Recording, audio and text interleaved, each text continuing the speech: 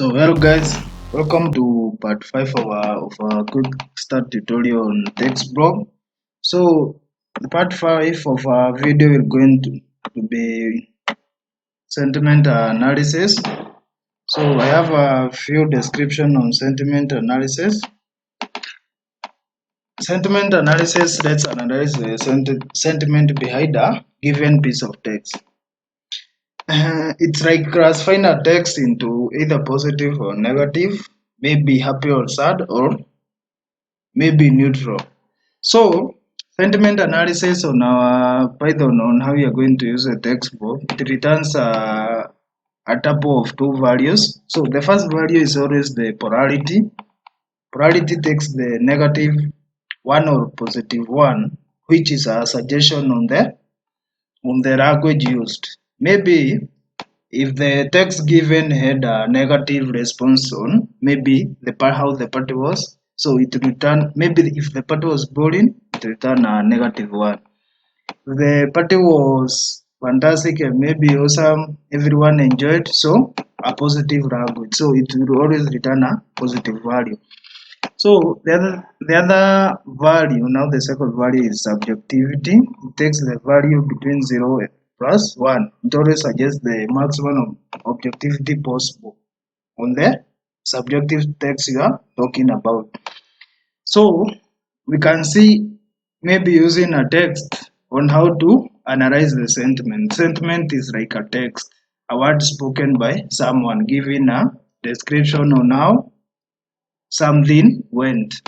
So we can do that on our text editor using the TextBlob. So we define the text here, which will be used to create the TextBlob. The party was amazing and fantastic. We can see you can now code and see the polarity of the text.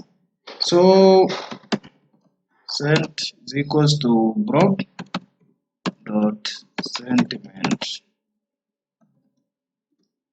So print send, then we can run the program to see how the sentiment is analyzed, because we can see the one who attended the party had a great sign because the text reads the party was amazing and fantastic.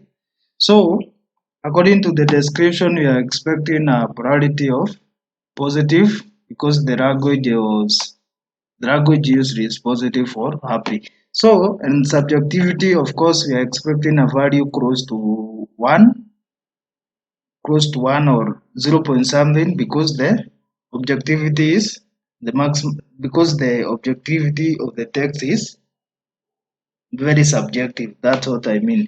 So let's see the result of our output. You can see the polarity is positive, is 0.5. So that means that the text that we got had a positive response, because the text reads the party was amazing and fantastic.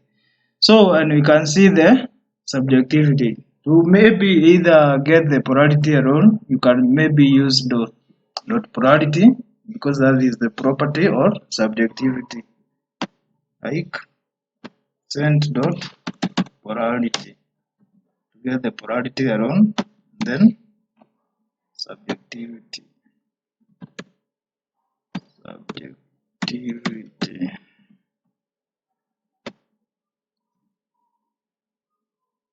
You can see the polarity and the subjectivity is printed. Maybe we can twist the text and say the party was boring.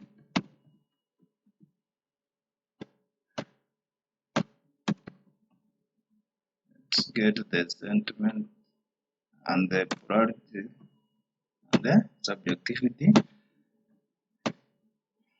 So let's print. And as you can see, according to the text, it means that the language given was negative, because the text read the party was boring, and you can see the polarity reads a negative 1.0, which definitely shows that the language given was negative. So that's how to analyze the sentiments given. Maybe these are just a simple text. You can be given a Twitter comments on how people are viewing maybe a particular product, and you can analyze the text on how the response you are given by the people on their comments. You can maybe get on how the language used, was the product awesome, how they experienced the product, and that's all. So that's all for part 5 of the video on TextBlob sentiment analysis. If you have any question on sentiment analysis on TextBlob, maybe you can ask me on the comment section. So thank you.